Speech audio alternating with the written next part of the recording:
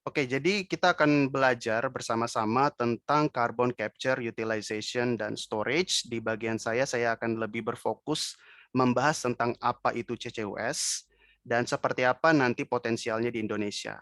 Nah, again, saya reservoir engineer, petroleum engineer, jadi saat ini saya memakai topi petroleum engineer. Jadi saya akan lebih banyak berfokus ke aspek CO2 storage-nya. Jadi teman-teman di sini majority mungkin audiensnya dari student Ocean Engineering. Menurut saya kalian tetap sangat perlu mendapatkan basic atau introduction dari sisi subsurface-nya atau CO2 storage-nya. Oke, jadi kita awali dengan mengapa sih kita butuh CCUS. Kita tahu, kita sudah belajar dari lama tentang greenhouse gases, gas rumah kaca. Jadi kalau gas rumah kaca ini terakumulasi di atmosfer kita, gas rumah kaca ini akan menjadi seperti barrier ya, barrier yang menghalangi pantulan panas dari matahari untuk kembali ke outer space. Ya, jadi karena ada lapisan gas rumah kaca di atmosfer kita yang seharusnya sebagian panas yang bumi terima itu dipantulkan kembali, jadinya ketrap dia di atmosfer. Nah, seiring berjalannya waktu tentu saja karena panas energi ini terus terakumulasi, pasti suhu bumi meningkat. Ya, itu asal mula dari mengapa kita membutuhkan CCUS ini. Jadi kita harus tahu dari gas rumah kaca. Nah, kita tahu bahwa ada banyak gas rumah kaca, tapi yang paling berkontribusi menyebabkan problem climate change issue dan lain sebagainya itu sebenarnya ada dua, CO2 dan CH4. Nah, CH4 ini merupakan gas rumah kaca yang paling berbahaya secara efek dia sebagai sebuah komponen. Tapi secara jumlah, CO2 ini jauh lebih banyak dari CH4. Jadi bisa kita bilang problem kita utama dari gas rumah kaca ini yang bisa berujung ke pemanasan global itu adalah CO2. Nah, teman-teman pasti sudah bisa membayangkan mengapa CO2 ini banyak, mengapa menjadi problematik. Ya karena kita menggunakan bahan bakar yang mengkonversi bahan bakar kimia, ya, sumber energi kimia menjadi CO2 sebagai produk buangannya. Jadi kita memakai minyak, memakai natural gas, harus kita burn, kita bakar gitu ya, untuk bisa dikonversi nanti ke gerak, listrik, dan lain sebagainya. Dan ada CO2 yang dihasilkan. Nah, CO2 ini terus rilis, kita bakar, CO2 terus rilis, akhirnya konsentrasi CO2 di atmosfer meningkat. Nah, sudah banyak plotting-plotting seperti ini yang mungkin teman-teman sudah pernah lihat di internet, yang melihat adanya korelasi positif antara CO2 concentration di atmosfer, ya, yang berwarna biru ini, biru putus-putus, dengan global temperature. Nah, kita lihat dua ekstrim. Yang pertama sebelum era revolusi industri di tahun 1800-an, dan kita lihat ke era kita sekarang 2020 something. Ya, dapat terlihat bahwa semenjak ada era revolusi industri, terjadi kenaikan CO2 concentration di atmosfer. Dan seiring dengan itu kita bisa melihat tren global temperature juga mengikuti. Tapi dengan semakin banyaknya mesin kita gitu ya yang berbahan bakar minyak, berbahan bakar gas gitu ya. Dan ini dipicu juga dengan pemboran minyak bumi dan sumur gas gitu ya. Jadi meningkat tajam. Ya, ini sangat berkaitan erat dengan kemajuan peradaban kita seperti itu. Nah, dari sini dapat kita lihat bahwa trennya meningkat tajam di sini.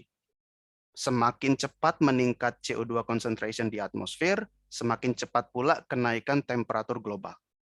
Nah, let's say kita lakukan aja forecasting yang simple.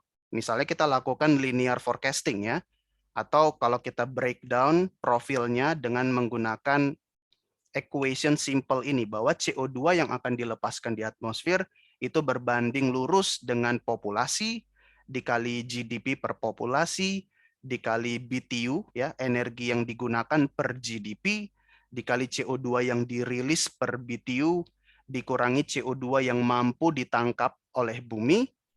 Nah, kita melakukan forecasting dengan equation ini, kita dapat linear profile, masih terus meningkat. Bahkan di sini bisa kita forecast bahwa kita akan mencapai 450 ppm, itu bahkan jauh di bawah 2050. Jadi kalau kita memaintain konsumsi migas kita, misalnya migas dan batu bara kita seperti saat ini, dengan rate of consumption yang seperti ini dan CO2 terus dirilis, maka forecast ini mungkin akan terjadi dan kita bisa menembus 450 ppm well before 2050, dan itu tidak kita inginkan karena bisa berujung ke climate change, pemanasan global yang lebih parah. Nah, di sini ada satu plot ya yang cukup menarik di sini. Nah, ini bukan rahasia lagi gitu ya. Kita udah tahu lah bahwa yang sektor industri yang paling banyak menghasilkan emisi gas rumah kaca itu pasti adalah energi. Ya, jadi kalau kita adalah orang-orang yang bekerja dalam energi, nah ini menjadi tanggung jawab kita ya, karena kita berkontribusi, kita bekerja di bidang energi, harusnya ini menjadi PR kita bersama bagaimana supaya sektor energi ini tidak menghasilkan gas rumah kaca. Tapi kita juga perlu tahu nih untuk membalance semua stigma dan lain-lain bahwa sektor energi itu enggak sendirian dalam menjadi emitor gas rumah kaca. Sebenarnya sektor yang cukup besar juga melepaskan CO2 itu adalah agriculture, forestry, land use, waste, dan juga chemical cement industry. Jadi ini harusnya menjadi PR kita bersama. Cuman karena memang nomor satunya adalah sektor industri, khususnya pasti batu bara, oil, dan gas, ini harusnya menjadi PR industri-industri tersebut.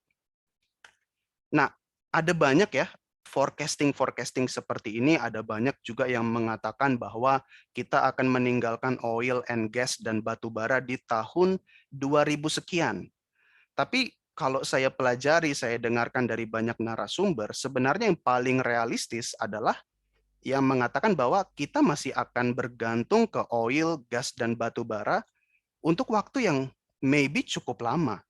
Di picture ini aja di 2100 kita masih sangat bergantung kepada batu bara, natural gas, dan crude oil, walaupun jumlah energi yang dihasilkan dari nuklir dan lain sebagainya meningkat. Ya, tapi intinya kita tidak bisa melepaskan diri dari batu bara, natural gas, dan crude oil. Ya, kalaupun kita berhenti menggunakan mereka sebagai sumber energi, kita masih bergantung kepada mereka dari segi untuk menghasilkan chemical, menghasilkan berbagai macam produk. Jadi kita nggak bisa melepaskan diri dari oil, gas, dan coal. Nah, ini menjadi sebuah bagaimana kita bisa membalance. Kita ingin mendapatkan energi yang bersih, tapi di sisi lain kita nggak bisa melepaskan diri dari oil, gas, dan coal.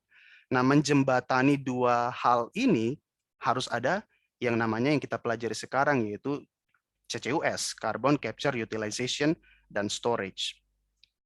Nah, ada banyak juga nih forecast seperti ini. Kalau teman-teman fokus ke bidang ini, kalian akan sangat banyak melihat berbagai macam forecast. Nah, ini saya menunjukkan salah satu forecast saja. Yang mana forecast ini ingin menunjukkan target penurunan global emisi. Ya, jadi yang awalnya garis tebal berwarna biru dongker ini profil sekarang. Nah, yang berwarna shading dengan warna yang berbeda ini menunjukkan bagaimana kontribusi masing-masing aspek ini berujung kepada penurunan emisi. Nah, kita lihat yang warna coklat itu misalnya disebabkan oleh transport elektrifikasi, dia akan menurunkan emisi. Misalnya kita fuel switching, kita mengubah fuel kita dan kita melakukan efisiensi energi, maka itu dampaknya juga cukup signifikan untuk menurunkan emisi. Tapi mulai dari yang warna biru di sini, semuanya itu ada kata carbon removal, carbon capture, CCUS. Artinya target ini mustahil kalau CCUS kita remove.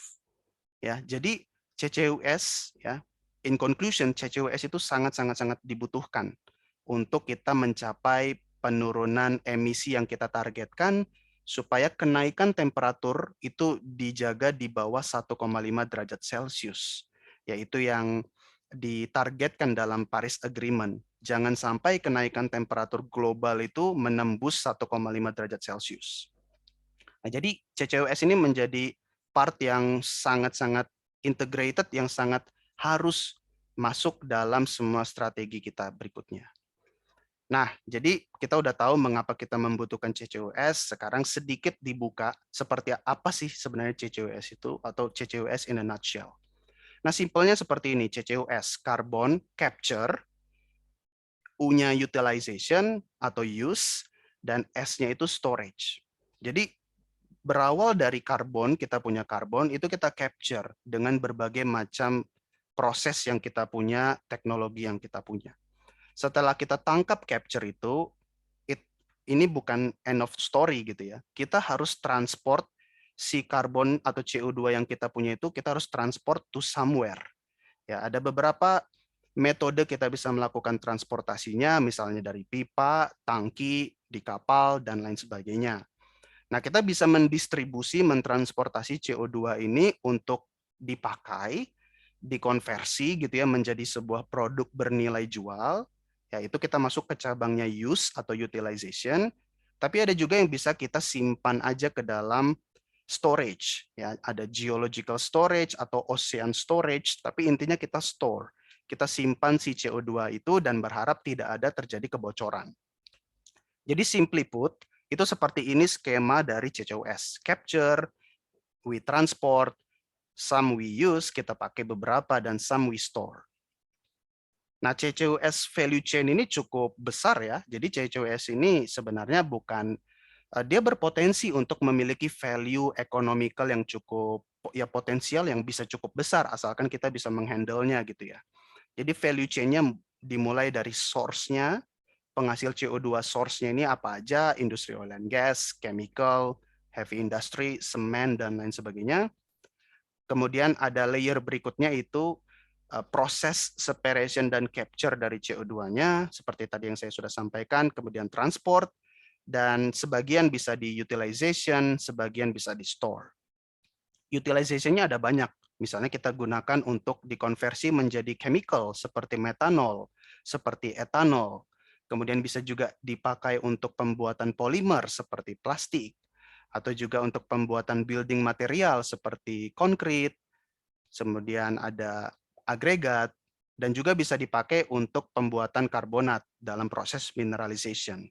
Ya, jadi CO2-nya kalau sudah dipurifikasi, kita bisa convert dia menjadi produk bernilai jual. Tapi ingat, semuanya ini jangan cuma kita lihat dari aspek technical, tapi kita juga harus melihat dari aspek economical-nya. Jadi apakah sudah ekonomis semua proses tersebut?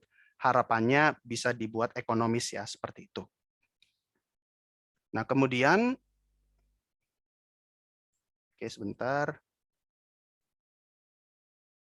Oke, nah tadi saya sempat ada singgung beberapa metode proses untuk capture-nya ya. Tapi yang paling terkenal ada teknologi absorpsi, adsorption, membrane, dan cryogenic. Nah, saya nggak akan panjang lebar di sini. Yang saya ingin tekankan adalah kita punya 4 teknologi yang paling maju. Tidak semuanya sudah diaplikasikan secara komersial, secara field scale. Masih ada yang skala pilot, bahkan masih ada yang skala eksperimental seperti cryogenic. Semuanya punya potensi, dan semuanya sebagai engineer kita perlu tahu advantage-nya, kita perlu tahu juga disadvantage-nya, dan kita perlu tahu juga global aplikasinya itu lebih cocok di bidang apa. Jadi jangan misalnya membran skala kecil kita pakai untuk industri yang menghasilkan CO2 skala besar. Nah, itu harus kita analisis apakah cocok kapasitasnya dengan jumlah CO2 yang akan kita handle, something like that. Jadi harus kita evaluasi advantage, disadvantage, scale, dan aplikasinya.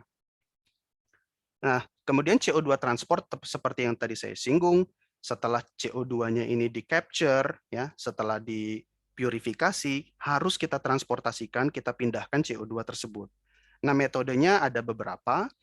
Ada yang paling umum adalah kita menggunakan pipeline, baik di lapangan onshore maupun di lapangan offshore. Ya, kemudian ada juga yang disimpan dalam tangki, kemudian nanti dipindahkan atau ditransportasi dengan truk atau dengan kereta atau dengan kapal seperti itu. Tapi memang yang paling umum adalah dengan menggunakan pipeline kalau saya lihat di negara-negara lain. Tapi intinya CO2 bukan cuma untuk di capture, Ya, karena kapasitas kita di permukaan, di surface juga terbatas. CO2-nya ini harus kita pindahkan, kita mobilisasi, kita transport untuk dipakai atau untuk disimpan dalam storage. Nah, sekarang seperti tadi yang sudah saya janjikan, saya petroleum engineer, saya akan lebih fokus memperkenalkan CO2 geological sequestration atau CO2 geological storage ke teman-teman semuanya. Nah, jadi seperti ini gambaran besarnya. Oke. Jadi misalnya nih, kita punya industri oil, industri gas, kemudian ada penghasil energi dari biomass, kemudian ada coal. Nah, semuanya ini merupakan sumber-sumber energi, ya kan? Oil, gas, biomass, coal.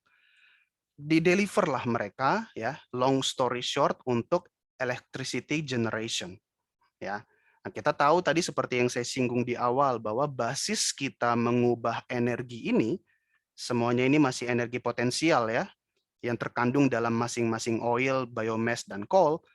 Kita konversi dia menjadi energi gerak, harus ada pembakaran, ya, harus ada pembakaran dalam setiap kita melakukan electricity generation. Artinya CO2 dilepaskan. Nah, CO2 dilepaskan akan kita capture dulu, ya, ada di capture dulu. Setelah CO2-nya di capture, kemudian kita masukkan ke fase compression. Ya, kita kompres supaya dia tekanannya tinggi.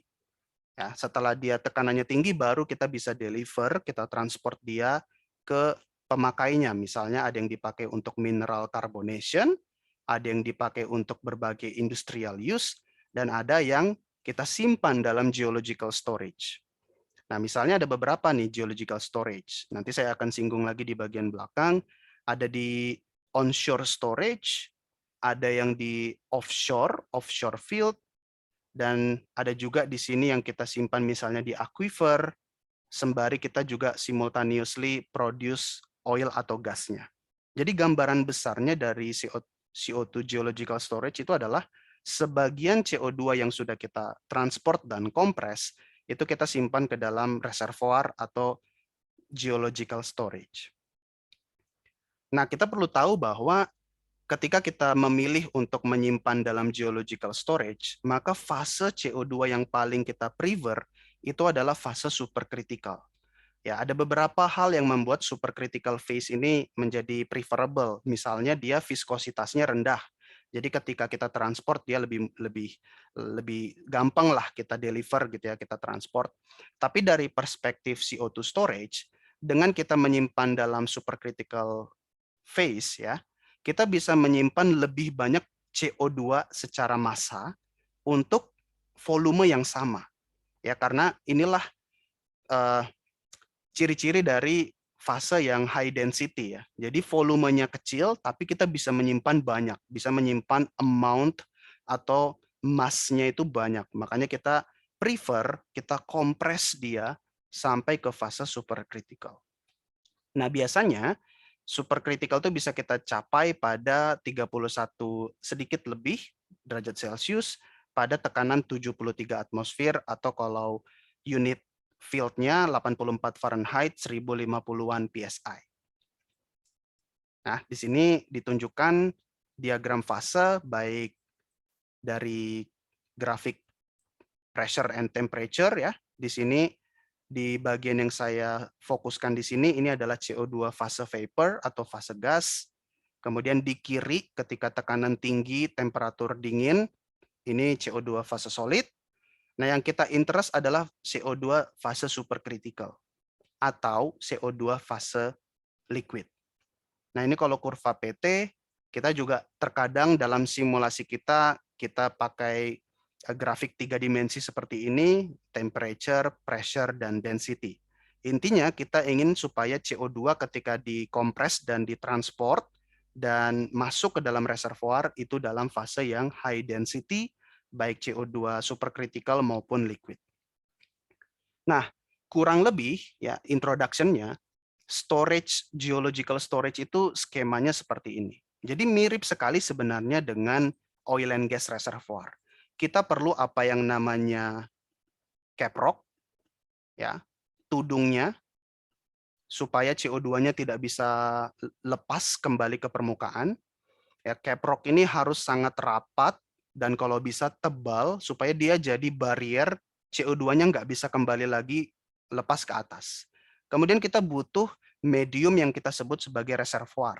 Ini adalah lapisan batuan yang banyak pori-porinya, ya, dia poros, kemudian juga permeable supaya CO2 bisa mengalir dengan mudah, dan kalau bisa juga dia sedikit tekanannya itu tidak terlalu tinggi supaya dia bisa menampung CO2 lebih banyak. Nah, kita juga seringkali punya lapisan air di bawah reservoir, itu kita sebut sebagai aquifer. Ini pun bisa kita jadikan CO2 storage. Dan tentu saja dalam proses geological sequestration ini kita nggak bisa berharap instan. Ada satu aspek yang sangat penting, yaitu waktu.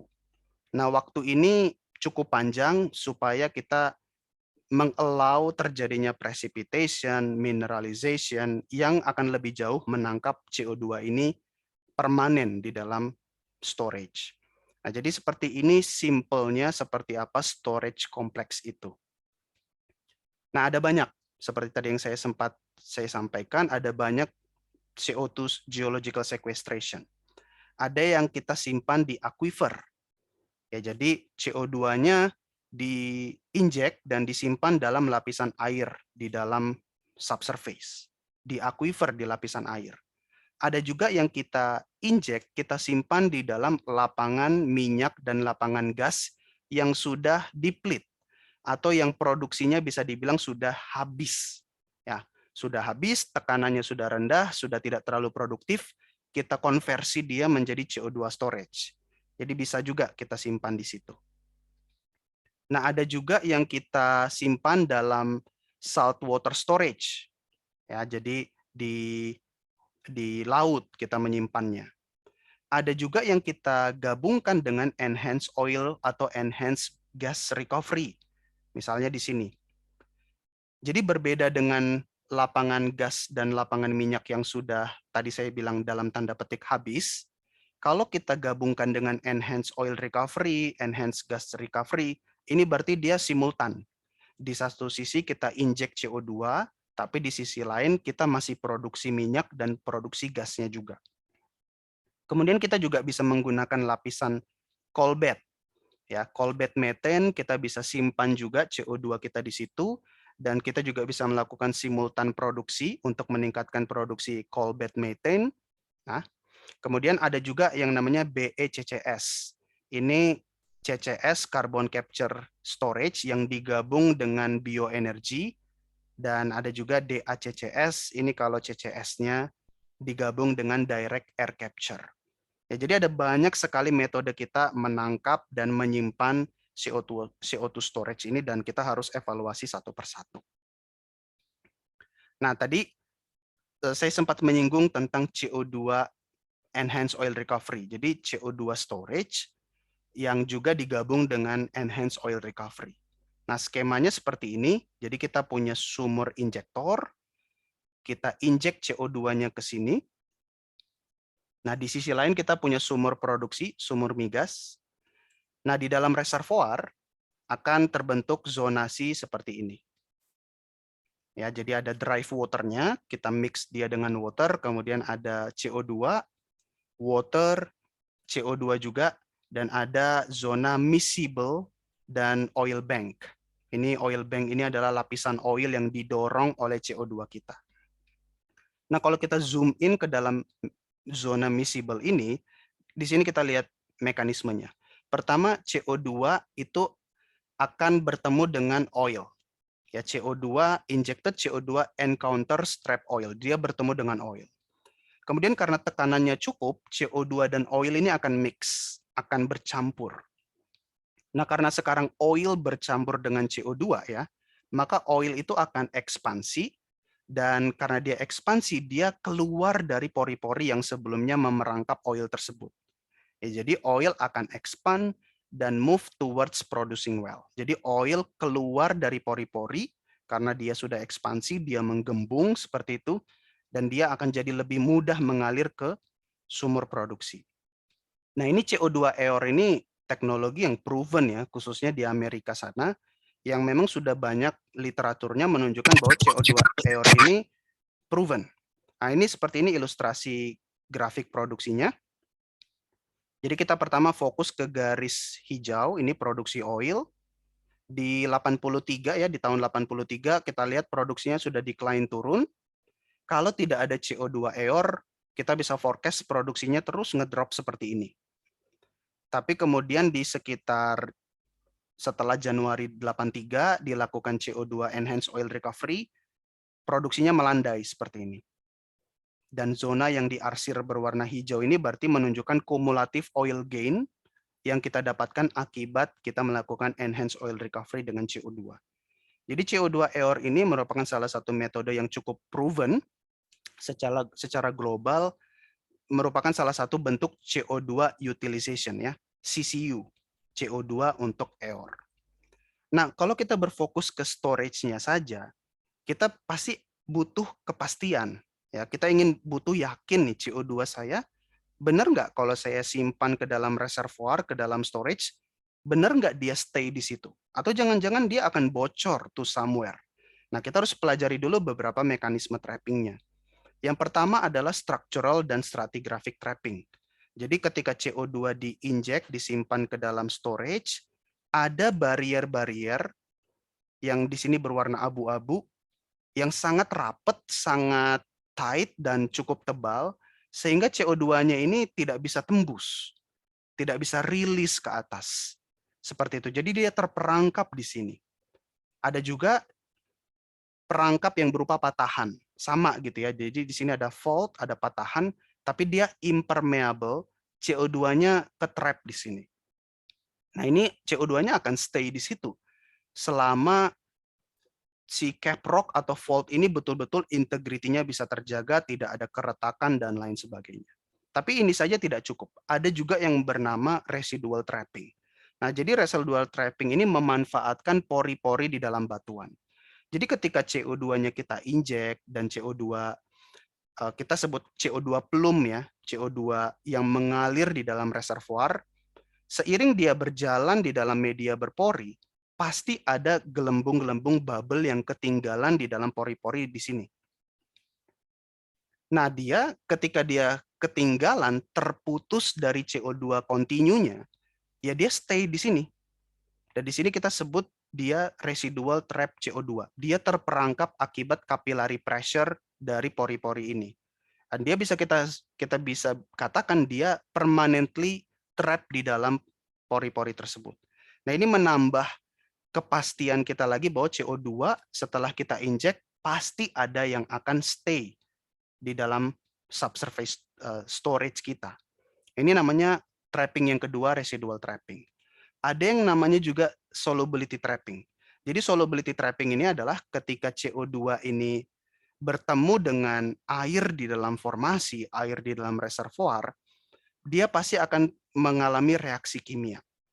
Ya, dia bertemu dengan mineral CaCO3 dan dia akan mengalami dissolution ya. Dia akan larut dan akan terbentuk ion Ca2+ dan ion HCO3- atau bikarbonat. Ada juga yang terbentuk menjadi carbonic acid H2CO3 karena reaksi bertemu dengan brine, dengan air di dalam formasi, dan ada CaCO3 di dalamnya. Jadi seperti itu. Nah, kalau dia sudah berubah jadi H2CO3, dia sudah berubah jadi HCO3-, bisa dibilang secara entity dia bukan lagi CO2. Dia sudah menjadi entitas atau komponen yang lain. Dia bukan lagi CO2. Nah, dari sini, dari perspektif ini kita bisa mengatakan bahwa ya CO2-nya remove secara permanen karena dia sekarang berubah menjadi komponen kimia yang lain. Seperti itu. Nah, akan semakin lebih terjamin lagi dia stay di dalam reservoir ketika HCO3- ini bertemu lagi dengan ion Ca2+ yang ujung-ujungnya akan membentuk CaCO3 lagi atau MgCO3 atau FeCO3. Nah, sekarang dia bukan lagi fase gas, dia bukan lagi fase supercritical atau fase aqueous gitu. Dia akan menjadi fase solid dan dia akan ya terdeposit di body-body batuan. Ya, di permukaan butir-butir grain dari batuan reservoir. Dia udah jadi mineral. Dia bukan lagi CO2, sekarang dia menjadi kalsit, menjadi CaCO3, menjadi mineral batuan. Nah, seperti itu. Jadi, 4 mekanisme ini, ada structural trapping, ada residual trapping, ada solubility trapping, dan mineral trapping, semuanya ini bekerja bersama untuk memastikan CO2-nya ini stay di dalam reservoir. Nah, tentu saja mereka berkontribusinya sangat berkaitan juga dengan waktu ya. Jadi yang paling pertama berkontribusi dan yang instan langsung berkontribusi itu adalah structural dan stratigraphic trapping. Kita butuh waktu beberapa lama sampai residual CO2 trapping ini terjadi gitu ya. Tapi di awal-awal dia cukup berkontribusi juga, namun seiring berjalannya waktu kontribusi dari CO2 trapping ini semakin meningkat. Solubility trapping, dan yang butuh waktu cukup lama adalah untuk kita menunggu mineral trapping. Ya, jadi intinya strategi kita adalah menginjeksi CO2 secara kontinu mungkin 10, 20, 30 tahun, setelah itu stop. Dan biarkan trapping ini bekerja, CO2-nya stay secara permanen. Dan kita bisa melakukan CCUS di lapangan lain. Jadi seperti itu untuk CO2 storage dan trapping mekanismenya. Nah, secara ilustrasi seperti ini ya. Jadi kita injek melalui injektor, kita bisa injek dari bagian bawah, kemudian secara buoyancy, karena gravity CO2 supercritical ini masih lebih ringan dari air, dia akan naik ke atas. Nah, sembari dia berjalan dari bawah ke atas, kemudian dari atas dia bergerak secara lateral, pasti ada sisa-sisa residual trapping di sepanjang perjalanan dia. Pasti ada gelembung-gelembung CO2 yang ketinggalan. Sampai akhirnya dia terperangkap oleh structural trapping. Ya, jadi dia terperangkap secara structural trapping, dia juga mengalami perangkap secara residual trapping, dan terjadi dissolution, terjadi solubility trapping, dan terjadi juga mineralization trapping. Nanti seiring berjalannya waktu akan terjadi seperti ini nih hasil simulasinya. Ya, jadi ada setelah terbentuk solubility trapping, ya terjadi reaksi, kemudian reaksinya menghasilkan produk fase cair yang lebih berat dari water. By gravity dia akan turun ke bawah, ya karena lebih berat dari air, dia akan terbentuk seperti lidah-lidah seperti ini. Dan akhirnya lama-kelamaan dia akan terakumulasi di bagian bawah karena ya tadi, karena gravity dia lebih berat dari air. Jadi seperti ini big picture-nya ya. Semoga proses ini terjadi dengan baik lah dalam operation CCUS yang dilakukan. Nah, kita pasti terutama engineer gitu ya, ingin mengetahui seberapa banyak suatu lapangan ini bisa menerima CO2 yang saya injek. Caranya sebenarnya estimasinya cukup sederhana. Jadi berapa kapasitas CO2 yang bisa disimpan itu berbanding lurus dengan area reservoirnya, ketebalan reservoirnya, porositas reservoirnya, densitas CO2-nya, dan yang masih tanda tanya besar adalah bagaimana efisiensi penyimpanannya. Nah, ini yang masih digodok oleh banyak researcher ya. Bagaimana kita bisa menentukan efisiensi suatu reservoir untuk menyimpan CO2. Apakah dia akan leak kemana-mana atau seperti apa? Ini yang masih menjadi area research yang cukup penting dan cukup populer di kalangan peneliti CCUS. Nah, kalau kita ilustrasikan, dari total volume pori yang bisa kita pakai untuk CO2 storage, ya, dari total pore volume, sebenarnya yang nantinya bisa kita betul-betul pakai untuk CO2 storage, itu tidak terlalu besar sebenarnya. Jadi di sini kita punya total pore volume, kita consider semua pori-pori dalam reservoir tersebut. Kemudian kita analisis, kita buat cut off, geological dan engineering limit, dapatlah kita prospektif capacity yang lebih kecil. Kemudian kita consider aspek-aspek lain seperti technical, legal, regulatory, infrastructure, dan general economic barrier, dapatlah kita contingent capacity. Kemudian kita consider lagi dalam step yang lebih mendetail, kita lakukan detail analisis, kita lihat kapasitasnya, injectivity-nya, supply rate-nya, jadilah kita dapat operational capacity. Nah, kurva seperti ini basic, tapi ini bisa memanage ekspektasi kita. Jangan kita over optimistik ya, tapi kita betul-betul harus menganalisis berbagai macam aspek technical, engineering, geological, economical, bahkan sampai legal untuk kita bisa mendapatkan operational capacity yang lebih make sense untuk kita pakai. Nah, secara teknikal ada 3 aspek yang sangat penting untuk kita analisis, yaitu kapasitasnya, berapa banyak CO2 yang bisa kita tampung dalam reservoir atau storage tersebut, injectivity-nya, bagaimana batuan tersebut bisa menerima CO2, apakah dia cukup gampang kita injek, atau jangan-jangan mampet karena terlalu rapat si reservoirnya. Jadi ada capacity, ada injectivity, dan containment. Seberapa kokoh, seberapa bagus integrity dari cap rock atau dari patahan untuk bisa mengcontain CO2 tersebut supaya dia tidak leak kemana-mana. Ya, jadi sebagai engineer nanti khususnya yang fokus ke subsurface atau petroleum engineer, 3 hal ini, capacity, injectivity, dan containment itu harus menjadi yang kita analisis. Nah, kemudian tentu saja kita harus menganalisis reservoir-reservoir seperti apa yang cocok kita jadikan CO2 storage ya.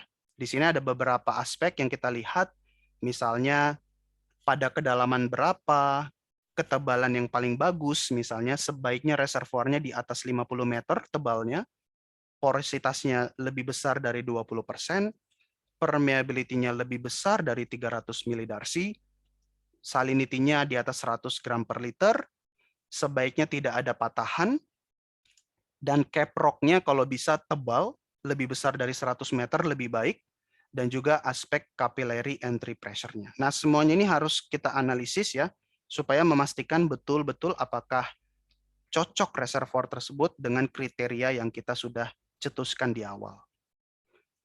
Nah, bagaimana dengan sumurnya? Setelah saya baca-baca, sebenarnya sumurnya tidak terlalu berbeda dengan sumur produksi. Jadi kita tidak terlalu kaget dengan konfigurasi CO2 injektor ini. Ya, ada satu kasus misalnya di Sleipner CO2 injection, itu dia menggunakan horizontal well, long reach horizontal well. Nah, ini penting, materialnya stainless steel komponen. Dia mampu injeksi secara kontinu selama 24 tahun. Ya, jadi memang sumur horizontal ini terkenal akan memberikan injectivity yang lebih bagus dibandingkan sumur deviated atau sumur vertikal. Nah, jadi di sini bisa memberikan idea awal bagi kita seperti apa nanti kita mendesain CO2 injektor. Nah, ini ada idea awal, kita set horizontal well. Di sini bahkan angle-nya sampai 83 derajat, hampir 90 derajat.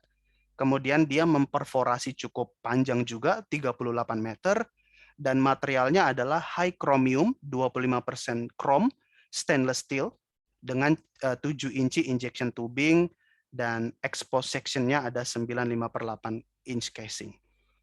Nah, konfigurasi sumur lain tentu saja bisa, gitu ya, tapi tentu saja kita ingin mendapatkan injectivity yang paling tinggi dan kalau bisa sustain. Ya, jangan sedikit-sedikit harus kita stimulasi. Nah, ini untuk well design-nya. Kemudian tadi, kita sudah menyimpan CO2, jangan sampai CO2-nya ini bocor kemana-mana. Ya, oleh sebab itu, aspek yang sangat penting adalah monitoring atau surveillance-nya. Nah, CO2 storage ini, CCUS ini ada banyak sekali metode-metode surveillance atau monitoringnya. Mulai dari yang paling atas, remote sensing. Kemudian ada atmosphere detection untuk mendeteksi ada nggak CO2 bocor dari permukaan tanah. Kemudian ada surface flux monitoring. Jadi flux CO2 lepas dari permukaan tanah pun bisa kita monitor, gitu ya. Kemudian ada isotopic chemical tracer. Nah, kita bisa lakukan fluid sampling, misalnya di lapisan aquifer air minum untuk mengetahui apakah ada pencemaran oleh CO2. Kemudian monitor tekanan, pressure monitoring ini udah pasti. Di sumuran kita punya pressure gauge. Kemudian kita bisa melihat juga vertical seismic profile untuk memastikan apakah ada fracture, apakah ada perubahan seismic profile selama kita melakukan injeksi CO2 seperti itu. Kita lakukan surface seismic jika diperlukan, ya. Kita lakukan seismic di surface. Nah, tadi di permukaan pun kita bisa cek surface deformation, jangan-jangan karena CO2-nya lepas, permukaan tanah mengalami deformasi, sedikit menggembung, bisa jadi. Jadi kita analisis semuanya. Kita juga lakukan core analysis, cross-well electromagnetic seismic testing, dan wireline logging pastinya. Nah, ini sebagian dari teknik-teknik ini sudah cukup familiar dalam oil and gas industry, jadi kita expect kita bisa beradaptasi cukup cepat lah untuk mengkonversi dia menjadi teknologi CO2 injection. Nah, ini secara skala ya, yang paling besar itu kita gunakan satelit, baru survei seismik, well logging yang paling kecil, dan core testing. Ya kita, karena kita ingin menyimpan CO2 lama, kita ingin betul-betul yakin dia stays di dalam, ya kita lakukan surveillance dan monitoring di segala aspek lah ya, mulai dari yang paling kecil skalanya sampai yang paling besar. Nah, ini ada sedikit ilustrasi aja melakukan survei seismik untuk melihat seperti apa CO2 plumnya ini menyebar over time selama kita injeksi beberapa tahun. Jadi dapat kita lihat seismik awalnya 96 seperti ini, kemudian 3 tahun setelah injeksi dapat terlihat sudah terjadi perubahan seismic profile. Ya. Dan di tahun 2001 dilakukan seismik lagi, udah sedikit membesar lagi nih bagian penerangannya gitu ya. Dan di sini ada note, bright seismic reflection indicate thin layers of CO2. Jadi kita tahu nih, CO2 kita sudah menyebar seberapa jauh, jadi kita bisa mendapatkan estimasi kasar. Sebenarnya CO2 yang stay di dalam itu seberapa banyak, seberapa volumenya atau seberapa masanya, baru kita bandingkan dengan berapa yang kita injek. Apakah sama, kurang lebih sama, atau ternyata yang stay di dalam ini jauh lebih kecil. Kalau jauh lebih kecil, berarti kita punya dugaan jangan-jangan CO2 sisanya itu bocor kemana-mana. Nah, ini pentingnya kita melakukan surveillance dengan seismik ya. Nah, ini salah satu contoh yang bagus dari project di Sleipner. Nah, ini fase terakhir dalam pembelajaran atau learning kita hari ini. Sekarang seperti apa nih Indonesia? Seperti itu ya. Nah, karena tadi fokusnya adalah kita geological storage, maka idea awal kita untuk mencari tahu potensi Indonesia adalah kita harus tahu basin-basin di Indonesia dulu. Nah, basin ini bisa dibilang cekungan ya, cekungan di dalam bumi, dan karena dia cekungan, dia berpotensi menjadi perangkap bagi CO2.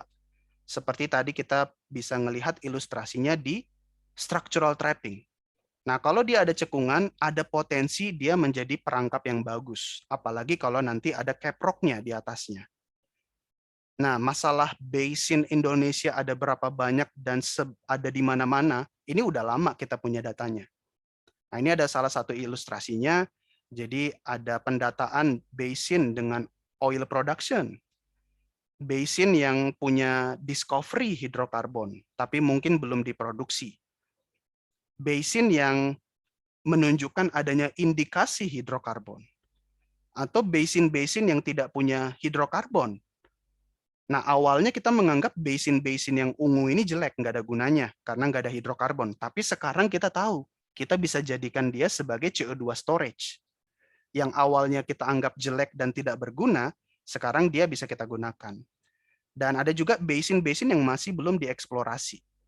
Nah, kita sudah punya nih percaturan dan pemetaan di mana basin-basin ini yang harus kita investigasi lebih detail untuk bagaimana dia menjadi CO2 storage.